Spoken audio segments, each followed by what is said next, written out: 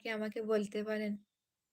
না, আমার আল্লাহকে নিয়ে কোনো প্রশ্ন নেই।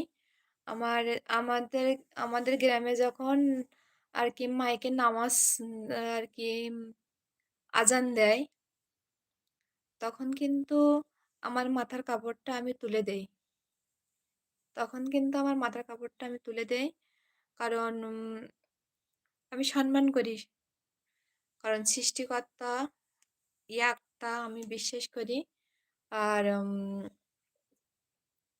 আমি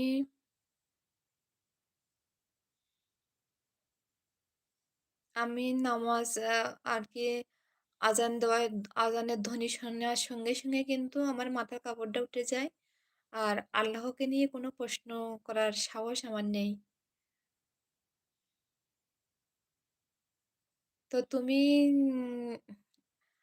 আমার অন্য একটা লাইভে এত সুন্দর করে জানাইয়াছিলে, আমারে বুঝাই